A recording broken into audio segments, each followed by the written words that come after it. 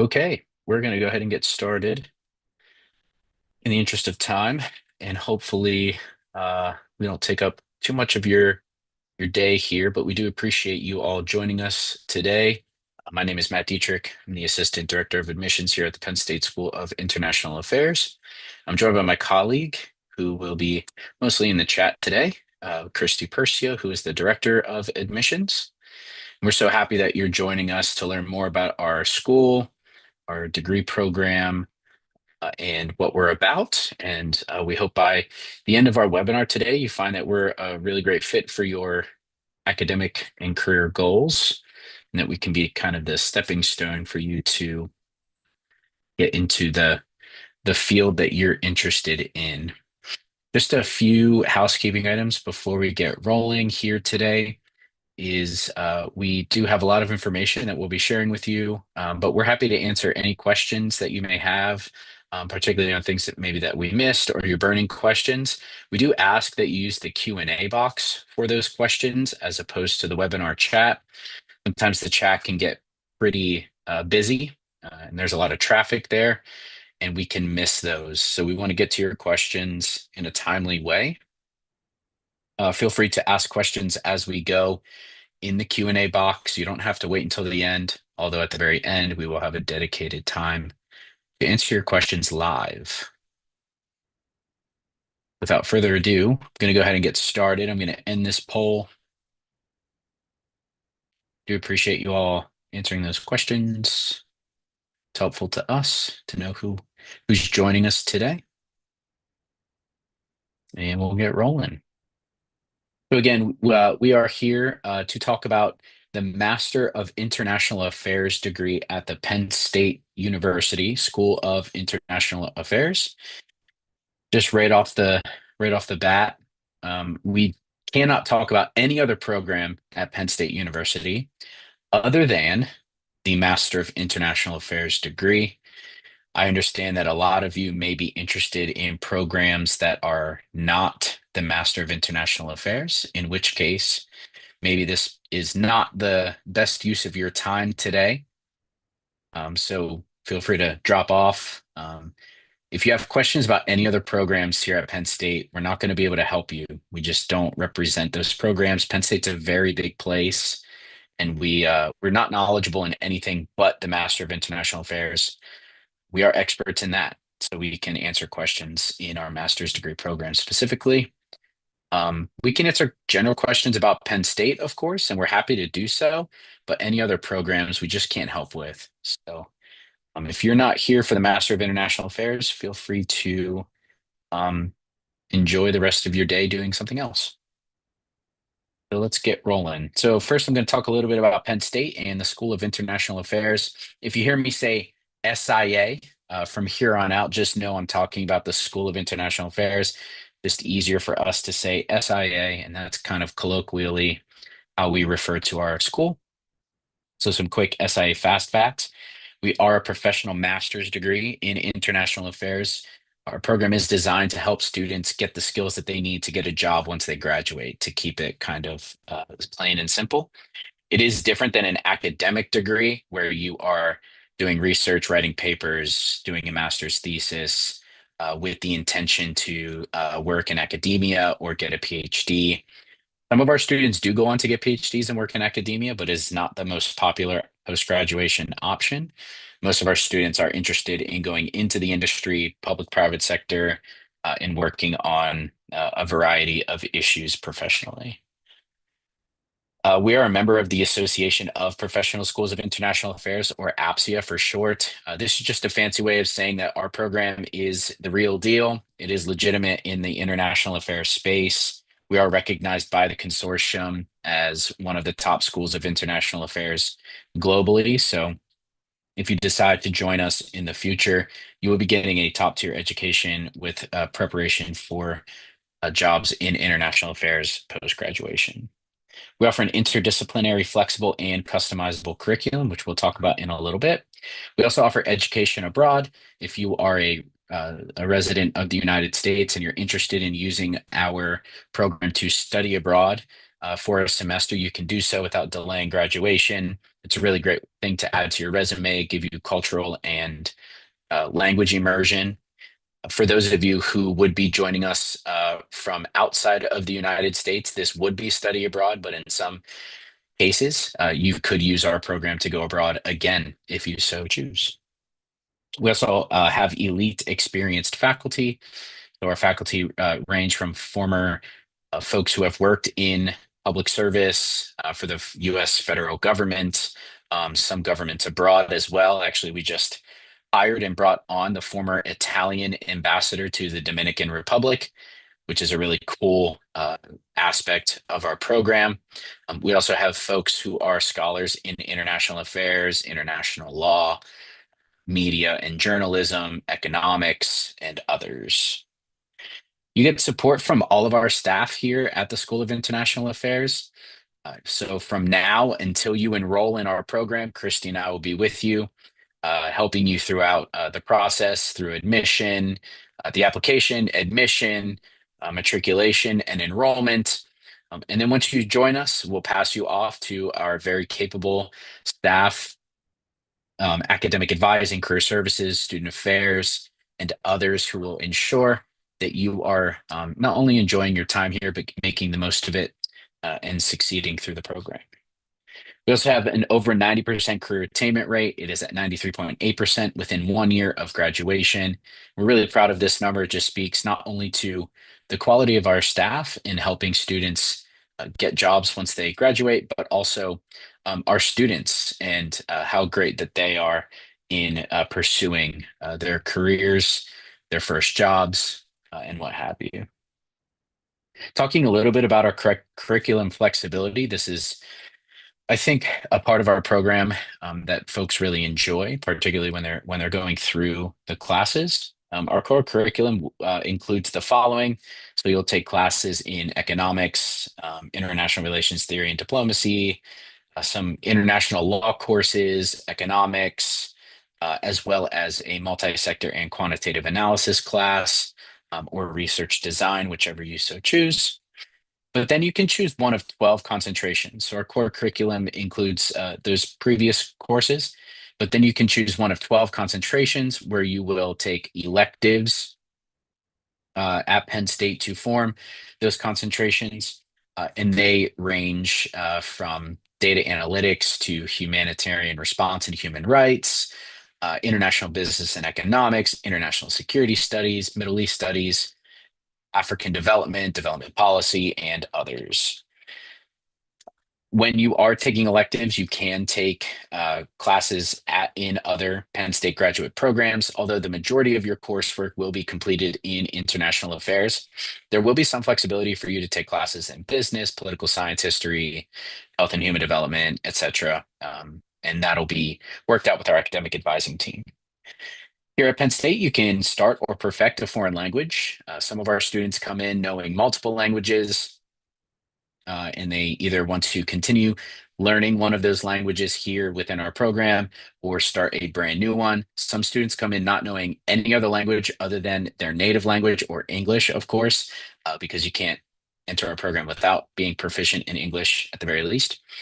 So these students start a language other than English, of course, here at Penn State through the fourth level. We do require intermediate proficiency in order to graduate, and so we help facilitate that by allowing you to take language classes here at the university.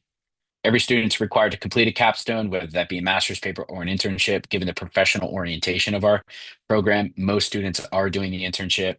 The master's paper is an option as well for those who are interested in careers like think tanks or wanting to get a PhD, or they have tons of professional experience already and want to complete the master's paper. Up to you. So why consider coming to Penn State? Well, first of all, Penn State is a top 100 global university, according to US News and World Report and topuniversities.com. I believe we're in the top 16 or top 6% right now, according to QS, which is topuniversities.com. We do have the largest alumni association globally at 175,000 plus dues paying members of the Penn State Alumni Association, and actually around 800,000 alumni worldwide. Here pretty soon we will be awarding our 1 millionth degree at Penn State, which is fantastic. So there are many Penn Staters worldwide. The reason why we bring this up is because there is a lot of power in the Penn State Alumni Association in building post-graduation connections in the industry, whether that be public or private. We have Penn Staters all over the world doing all kinds of things. I have personal stories of meeting Penn Staters in the Middle East, in South America and other countries as well, countries and continents and regions. So and I can think of other stories as well of meeting Penn Staters all over the world. So it's just the power of the Penn State Alumni Association. They are hiring people as well, and they could be hiring you. Penn State does have a global community, and it is centrally located. You can see on the map here that we are situated kind of in the middle of three major US cities. Some that are not include Pittsburgh, for example, in Western Pennsylvania, but we're also close to Toronto, so an international city. Some of our students do enjoy traveling to these cities for leisure, but sometimes for professional development, either in a personal capacity or with the School of International Affairs. We do take our students to New York and DC every fall and spring for professional development trips, where we network with SIA and Penn State alumni, as well as meet with employers who hire our students. Last year, we took our students to DC twice. One of those was professional development specifically, where we met with employers. And then the second trip was to do a simulation at CSIS. And they also were able to tour the Kazakh embassy and do some other things as well in DC, which was really beneficial for our students. You can see here too our some of the rankings of Penn State University were really great at international student enrollment. You can see that there are 9,000 plus international students at University Park. We're the 16th best institution for international student enrollment. Again, we're a top six. We're in the top 6% ranking among all universities worldwide, and other great statistics about our university. So, bringing it back down to the School of International Affairs, why consider coming to SIA specifically? Well, you get full access to this excellent university that I just described. Here at SIA, we understand that this is a very big university with many, many resources. But here within our program specifically, we will provide you a ton of support from the staff side. We offer a three-tiered advising approach. So you have an academic advisor helping you, formulate your coursework, electives, concentrations, helping you to get to graduation. Career services advisor who will help write your resumes, cover letters, apply for jobs, meet with employers, meet with alumni, etc. And then we also have faculty advising or mentorship, where we will match you up with one of our faculty members who you can bounce ideas off of, chat with on a regular basis and things like that.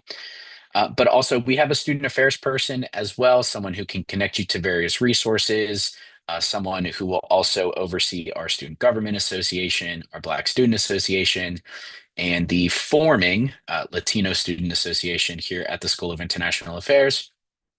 And so there are a lot of things in the works on the student affairs side as well. And this person is available for your support as well.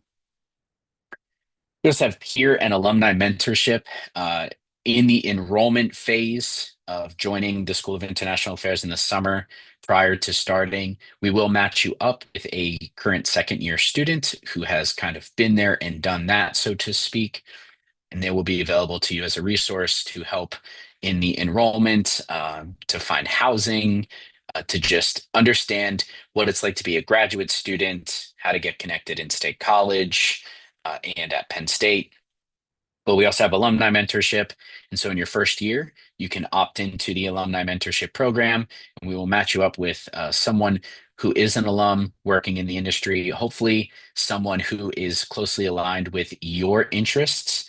but if not, still someone who is a valuable resource to you in networking, finding employment, writing letters, cover letters, resumes, etc.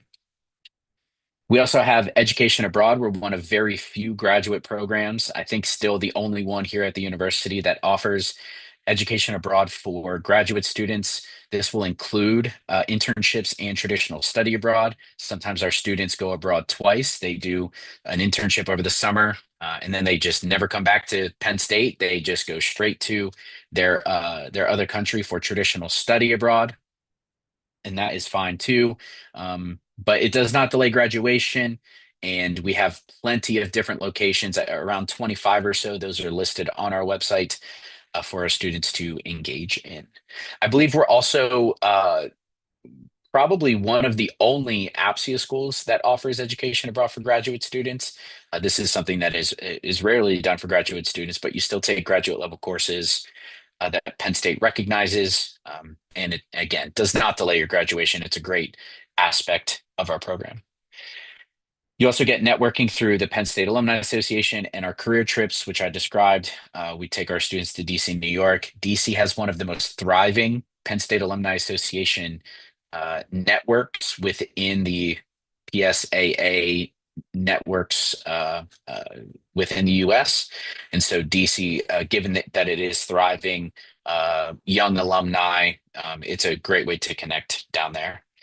And then here at SIA, we have a tight-knit, diverse, and global community. One thing our director really wants us to convey to you all is that community is a very important aspect of our program.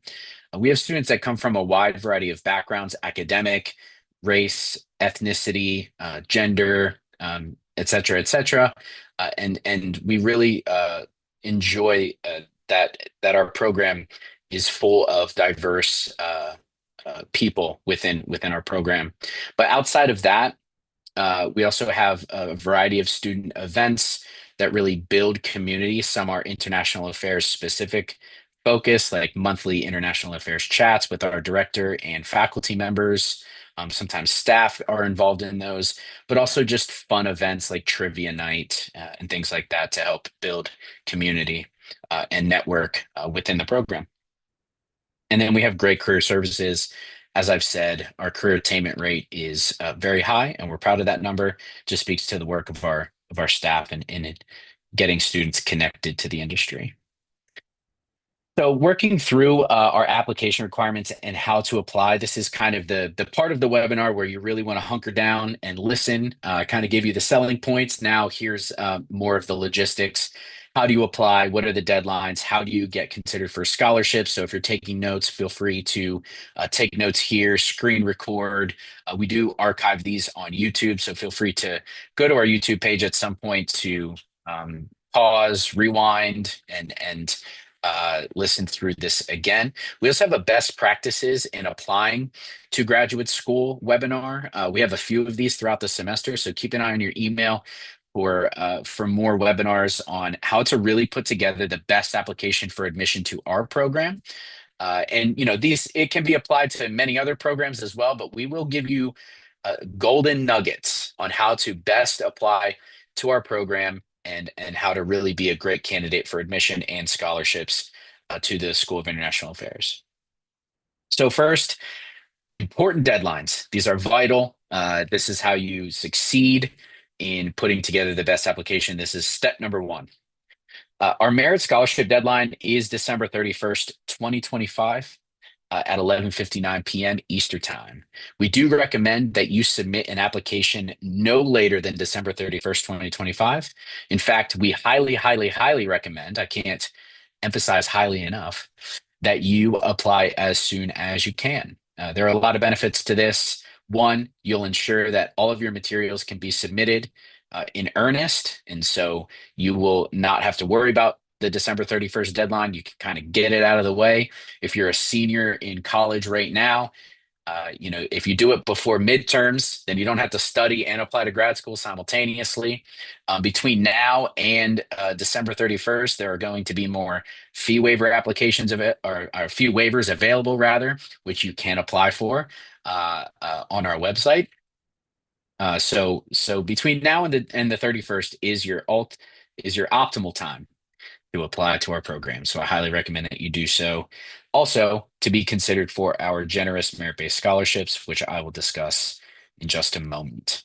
Our final deadline for admission is going to be February 15th, 2026 by 11:59 p.m. Eastern Time, of course. So apply by then for admission. There will be some opportunities for merit-based scholarships by February 15th, but they will be limited. We really want you to apply by December 31st for best consideration. If we have run through our scholarship budget by February 15th, then we will not be awarding scholarships to those who apply after the 31st of December. That's why we want you to apply as soon as you can so that you can be in best consideration for that. If you apply by after February 15th, we can still consider you for admission into our program, but this is really just dependent upon seat availability. And at this point, we will have run through our scholarship budget and we will not be able to award scholarships after February 15th of 2026. So really your marker here is that December 31st deadline, so don't miss that. So how to apply, and I'm going to kind of run through this pretty quickly. Again, join us for a best practices webinar later this semester, or feel free to go on our website and figure out how to connect with Christy and myself. We can also post that in the chat as well. You can meet with us one-on-one. We can discuss the application, the admissions process, and anything else you want to chat about in a one-on-one capacity. So again, I'm going to run through this fairly quickly, and we can answer questions a little later. So first, go on our website. All of the information you need to successfully apply to our program is on the website. If and when in doubt, just visit our website and all the info is there. There are no tricks. There's no tricks here. We're not trying to make this any harder than it has to be. We're as transparent as we possibly can because we want you to succeed. The requirements are as follows. Please submit a current resume or CV, update it, make sure that it is relevant to our program. It includes any and all information that is relevant to your candidacy as a Master of International Affairs applicant. This includes leadership, volunteer experience, all of your education, any I think I said volunteer. Yeah, professional experience, any coursework that is relevant, any skills that are relevant, include this. Any international travel that is professional or academic in nature and relevant, include that as well. But make it nice, professional. Again, best practices webinar will be helpful to you in that endeavor. Your official transcripts at the time of application are necessary. We only need a copy of the official transcripts. If you submit unofficial transcripts or academic records, advising records, these will not be accepted. It must be the official or copy of official, and we will require the official transcripts, the official transcripts that are stamped and approved and sent from your undergraduate university if you decide to enroll at a later date. Your statement of purpose is also necessary for the application. We have two prompts on our website. Pick one, stick to it. Do not use AI. Make sure you read, proofread, and submit your best statement of purpose. It's kind of like a cover letter, anywhere from 500 to 750 words. This is where you this is where you can really shine. The statement of purpose, probably the most important part of the application, so take it very seriously. Again, you can follow the prompts on our website.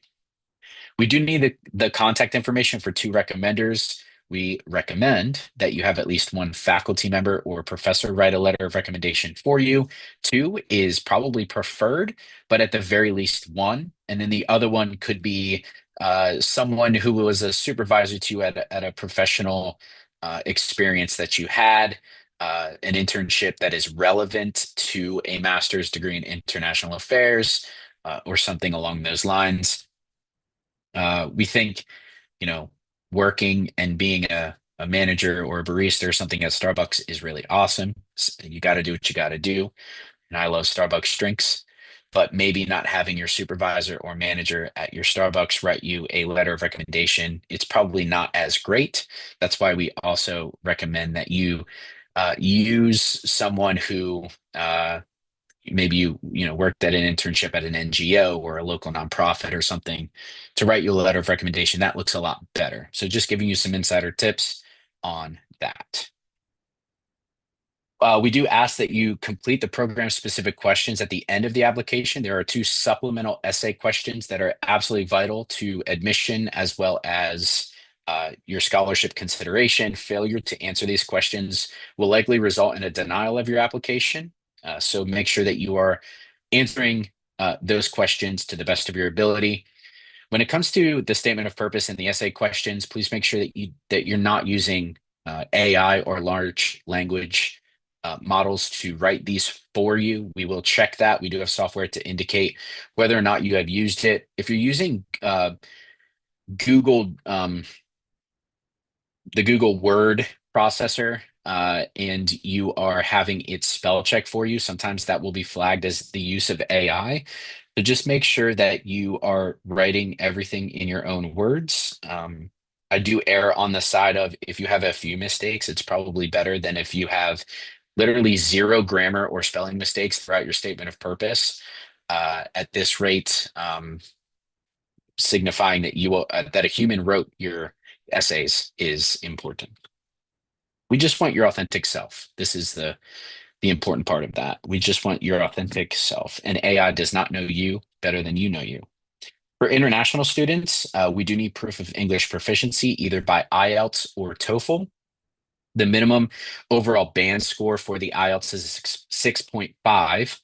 For TOEFL, it is an 80 on the internet-based test and a minimum of a 19 on the speaking section. There are no waivers for the IELTS or the TOEFL exam. You absolutely have to submit the official scores when you apply, unless you come from a country that Penn State has already deemed waived of these requirements. So please check our website for more information on that. Your conferred bachelor's degree must also be comparable to a U.S. four-year bachelor's degree.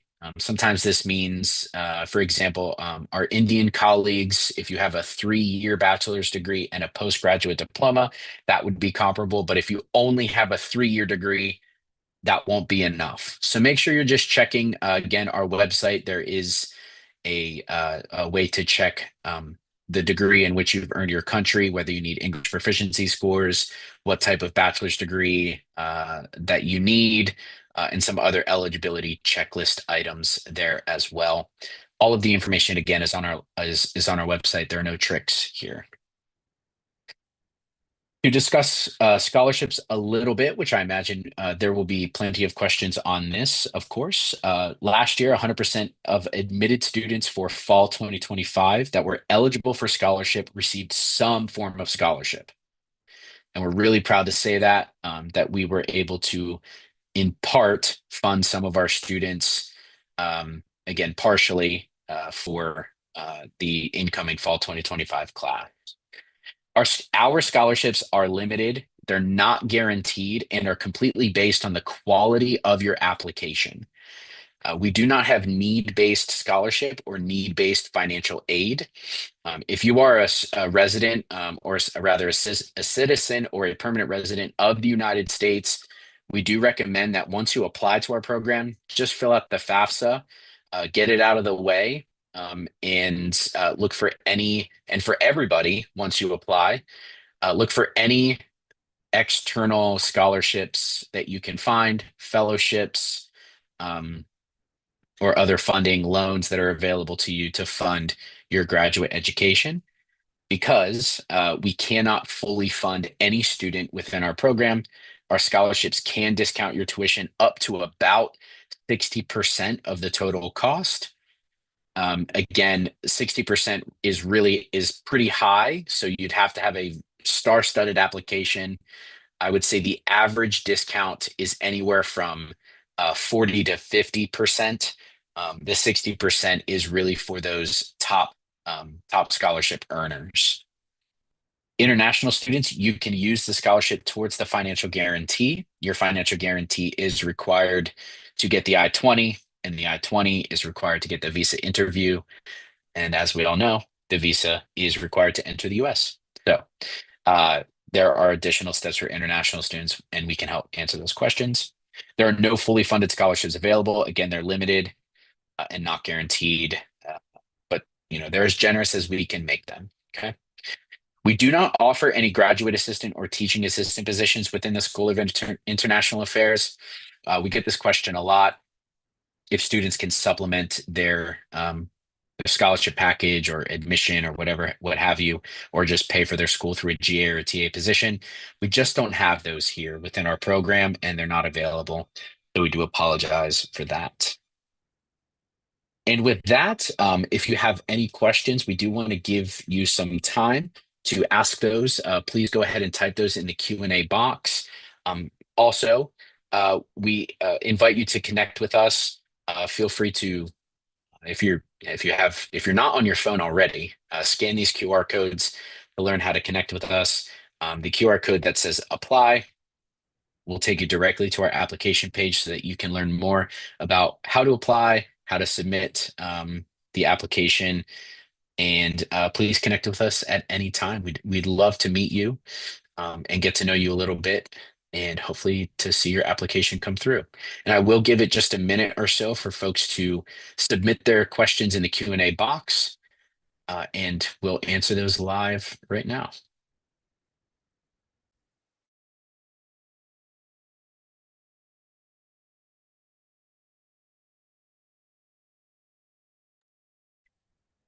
We do have a question. Someone asks, do you offer application fee waivers? We do offer application fee waivers. You do have to apply for those. So you have to submit an application for the application fee waiver. In some cases, we do offer them without the application fee waiver. So keep an eye on your email for those. They will come sporadically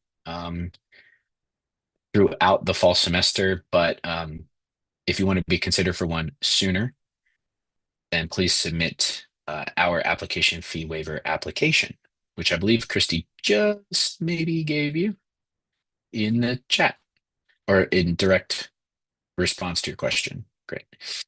Does SIA offer its own PhD programs as well? No, we do not have a PhD program within the School of International Affairs. We only have a master's degree in international affairs, but again, some of our students do go on to get PhDs from our program, whether that be here at the university, at Penn State, or at other top universities around the country. Just going through some of the previously submitted questions for the good of the group, if there are any. Someone asks, are there ways to be actively involved in the program outside of the classroom? For example, GAs, student organizations. Yes, Penn State is a massive place. There are over 1,000 student organizations. We have 3 student organizations specifically within SIA that you can be involved in. The Student Government Association, the Black Student Association, and the newly forming, I don't know if they're official yet, but there's a Latino Student Association. I believe they're going to call themselves Somos, which is we are, and kind of a play on Penn State's longtime phrase, we are, which has a great historical context to it. I won't get into now.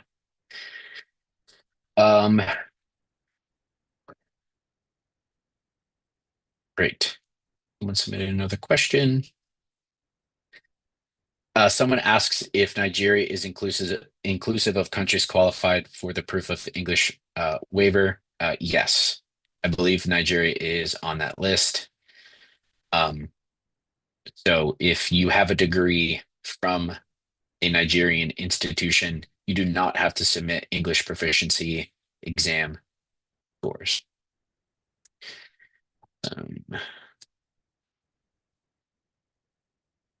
Great. Are there any other questions that we can answer live today? And if not, thank you so much for joining us. We really appreciate your time and attention. Hopefully you learned something. If there were things that we did not answer, again, please feel free to reach out to us. I'm going to put our email in the chat here. We'd love to hear from you. You can meet with us one-on-one as well. Christy and I have a time available in our schedules, and there's a way for you to book a meeting with us online. So if you go to, I'm putting this in the chat as well. If you go to the Connect page, you can find other ways to connect with us, such as one-on-one meetings and future webinars as well.